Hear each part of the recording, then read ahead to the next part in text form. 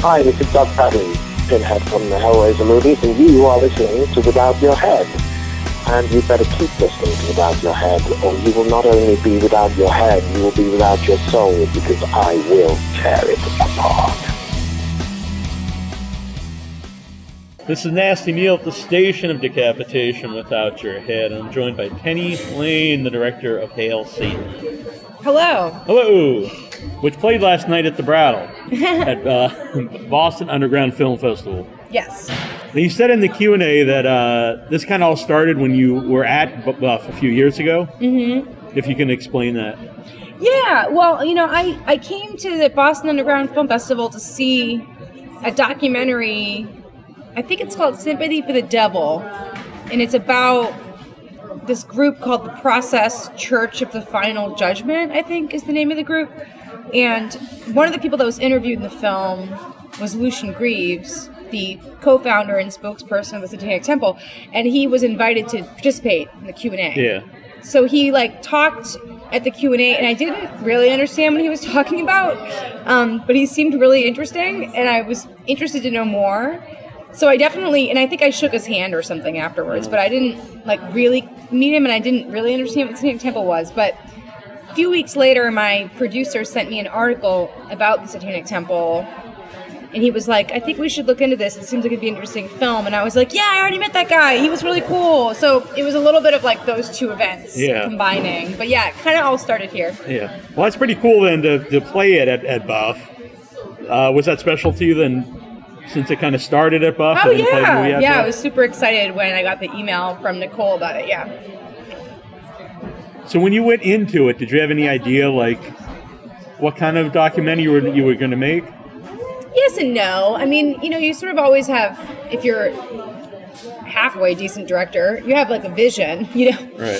So you're trying to chase your vision, but you have to also stay open-minded. So things are always kind of exactly what you set out to do, but also nothing like what you set out to do. So change is why you're doing it. Of course, yeah. But if you're not pretty true to your vision, then you don't have a movie, Mm-hmm. So I always knew we would be telling the story is the story of the birth of a new religion, a new religious movement. Mm-hmm. So knowing that at the beginning helps sort of focus everything we did. Yeah. Should we shoot this event or not? Well, would that event help us tell that story or right. not? So there was lots of events we didn't shoot because it didn't support the story we were trying to tell. I'm not on one way or the other here, but is it fair to call it a religion if they don't believe in Satan? Of course. If you ask scholars of religion what the defining characteristics of a religion are, belief in the supernatural is not a requirement. Right. I mean, most forms of Buddhism are not, they're atheistic at their core. So you can have a religion without belief in God or Satan or spirits or any of this bullshit. And there's no problem with that. The issue is that in the West, we're just not used to that idea. So right. It seems really crazy to us, but it's really not. There's nothing about religion in of itself that requires you to believe in invisible, imaginary things. Yeah. Did your opinion of the Church of Satan, of the Satanic Temple change while you were making it? Sort of, yeah, because, it just deepened. I knew at the beginning, because I had done enough research to know this. I mean, I knew that it was a religion. I knew that the Satanic Temple provided a really meaningful home to a lot of people. But it's one thing to sort of know that intellectually. And it's another thing to go out and meet people right. and get to know them and hear their stories. And it was just very moving. It was a very moving experience to meet all these people in all these different places, many of whom said things like, I found my people, or I've never been a part of any group before. It's like a group for people who hate groups. Right. So that's kind of cool, a lot of people out there feel that way. Feel always on the outside of everything and sort of revel in that role, but also it's very lonely. So I think that just my feeling about how meaningful Satanism is to so many people, I think that deepened.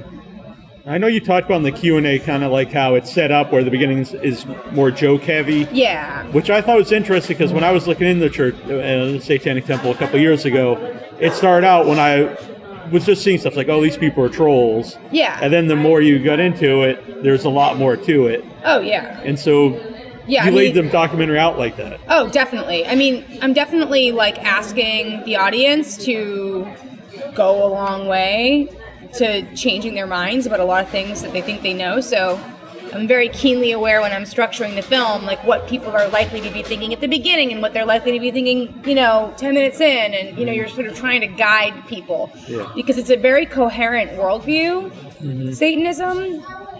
But it takes a long time to explain it. It just does. You can't really do it very well in 5 minutes. So if they were just trolls, the movie would be 5 minutes long. Right. There wouldn't be much to it.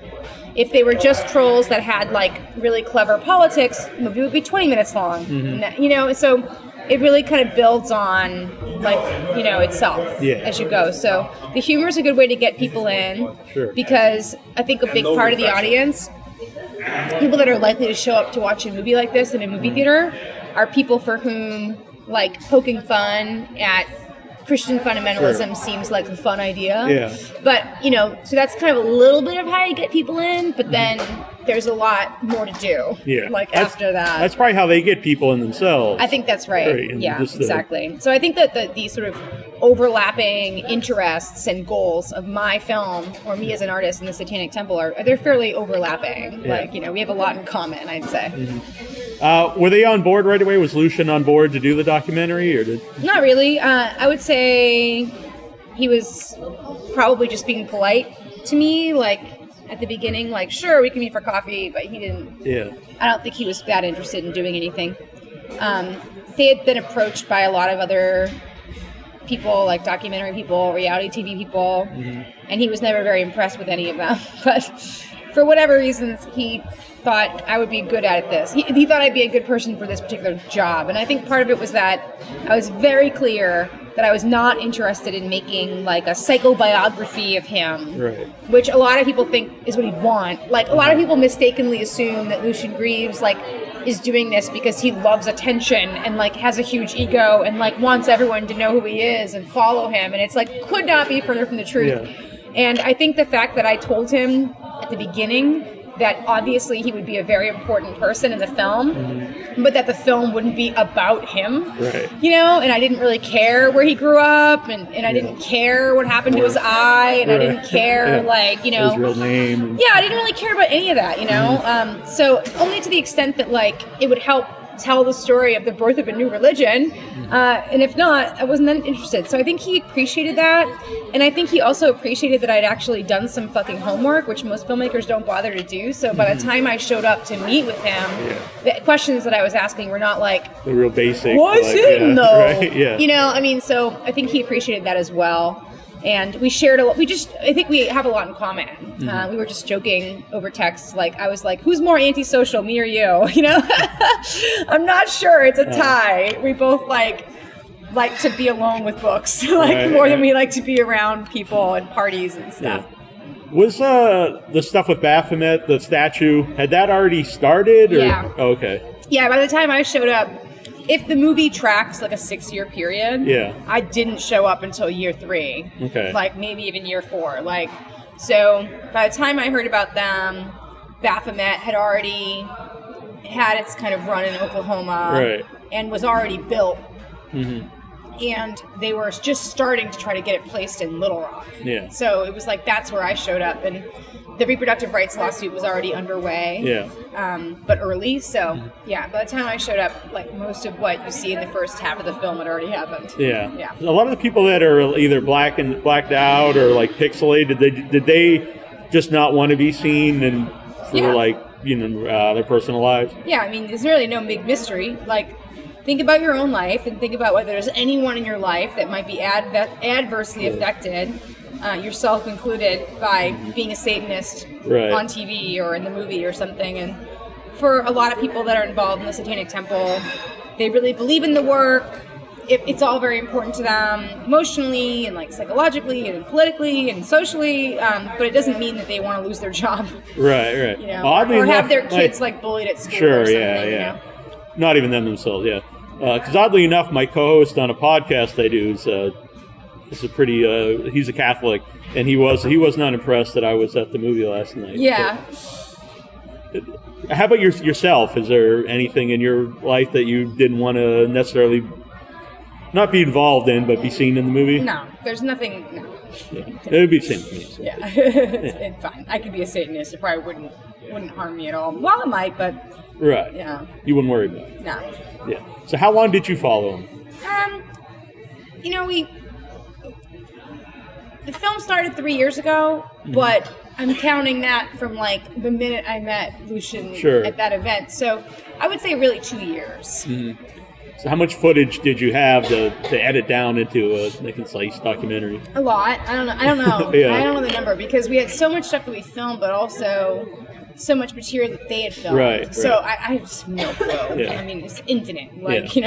And then all the local news stuff and all the Fox News stuff and all the old movies that I collected. So I don't know, a huge amount of footage. Yeah. Before you met him, did you have any interest in the Church of Satan or Satanic Temple or anything? No, like that? I didn't know anything about it. Yeah. I had kind of vaguely heard of Anton LaVey, but barely. Like I might have been able to pick him out of a lineup, but I didn't know anything about him. Mm-hmm. So not really. No, I think that the first thing that interested me was that I had been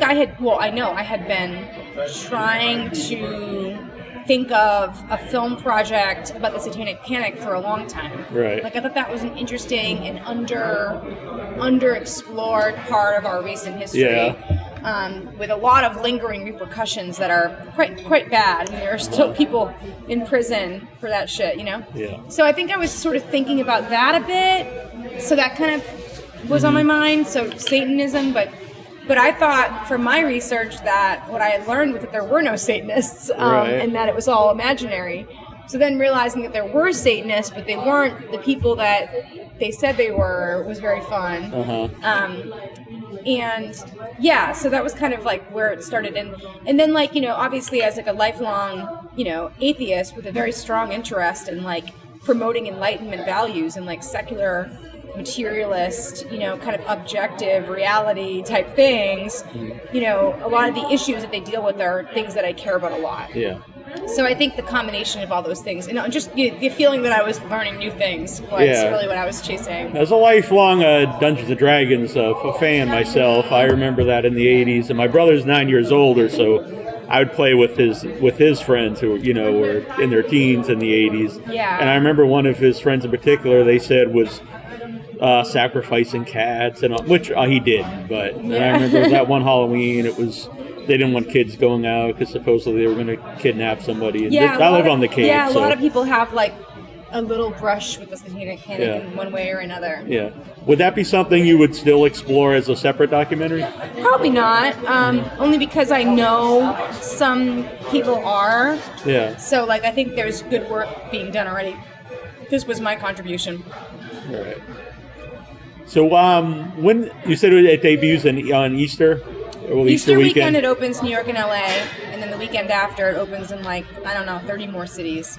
Yeah. Something like that. So what's the reaction been like for the screenings you've had? So far, it's been great. But we've only done film festivals and some one-offs, and press stuff. But at Sundance the response was really amazing. I've never made such a crowd-pleasing movie.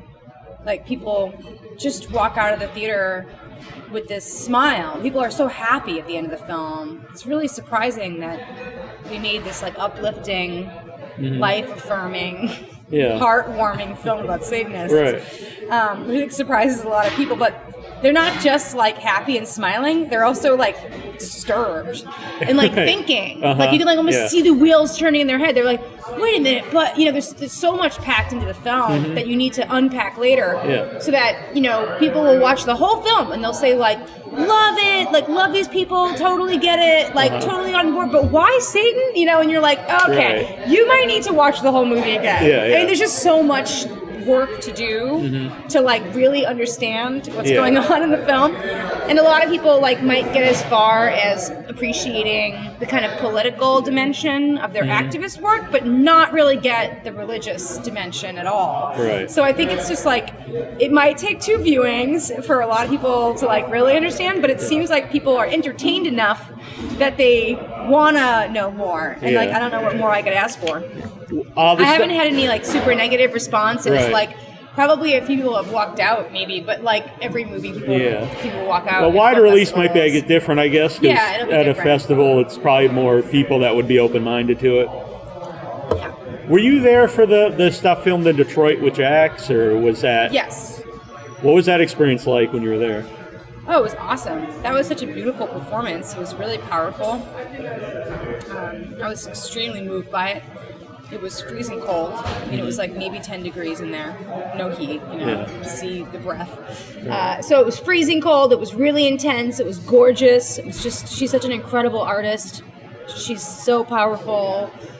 It gave me goosebumps, It didn't occur to me that saying the words "execute the president" might be a problem. Right. Like it just didn't even like in the context of the performance. Right. It's like it doesn't read as like I think we should go assassinate Trump. Like that's not. It just felt like a kind of artistic gesture that I thought made sense in the context of the piece.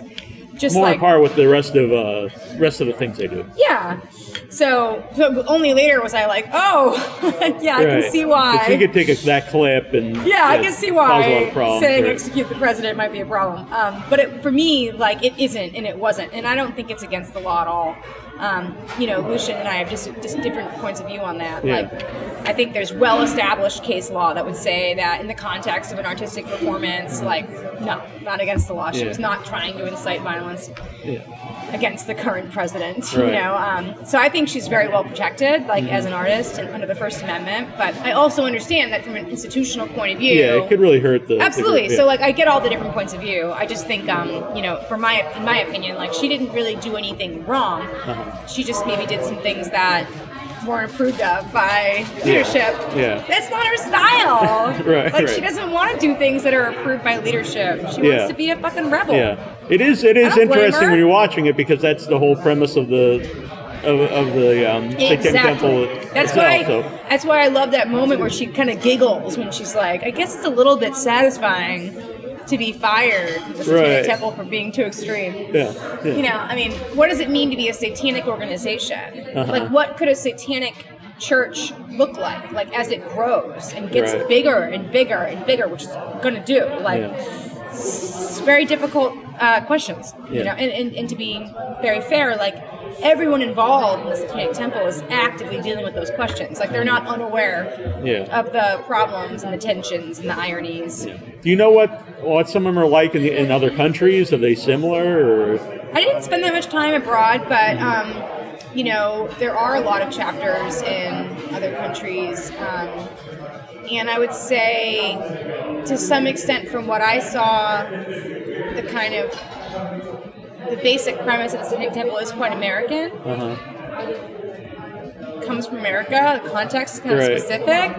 So there's different issues that people in Sweden are confronting, or people in the UK.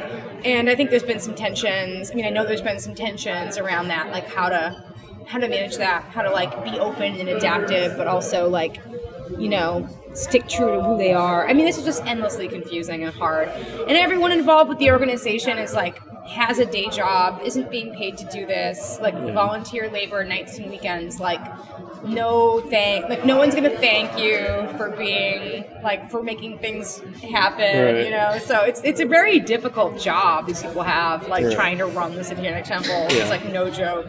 Is it, like you said, they have other jobs, not necessarily. Do any of the people make like a living from the Satanic Temple? No. I don't think so. I mean, I don't want to speculate. I don't really know, but I don't think at this point Lucien has a day job. I think Lucien may draw a small salary from the proceeds. But that's this one. But also he's like, I mean, I also, it's not a lot of money is my I guess, because he's not living large. Right. From what I can tell. Yeah. So I know you weren't there. I wasn't there either, but there was a party at the Hong Kong here in Boston afterwards. Yeah. And it got shut down. And sure did. I know you can't explain exactly what happened since you weren't there, but do you have any thoughts on that? As far as I can tell, what happened was that Boston Underground Film Festival, in collaboration with the Boston chapter of the Satanic Temple, planned a party at the Hong Kong.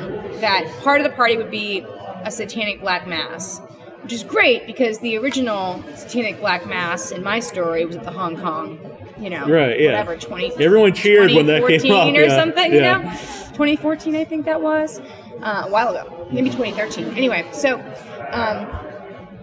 which is great, and everything was cleared, everyone was in agreement about what was going to happen, and then I guess when they started doing the ritual, like, some of the employees, or maybe the owner, didn't like it, even though it was, I think they were following the rules that had been set out, so they just like stopped it, and then they had to all just the same thing happened that happened last time. It was like shut down, and like they had to go out in the street and like find somewhere else to go, and it sounds pretty epic. Mm-hmm. Was that filmed? It could go on like the special edition on the Blu-ray or DVD or something. Yeah. So I did look that you also made a documentary before about something I enjoy growing up with sea monkeys. And I just wanted to ask about that because that sounds very interesting. It's something I'd like to seek out. Oh, you should watch it. I mean, I don't know what you want me to say about it. It's about sea monkeys. It's like a really interesting story. Well, I will check that one out. Yeah. Well, I enjoyed talking to you, and I love the movie. Thank you. I hope people check it out. Tell your friends. Tell your Catholic co-host. He might like it. Yeah, John, watch it. You never know. Thanks so much. Thank you.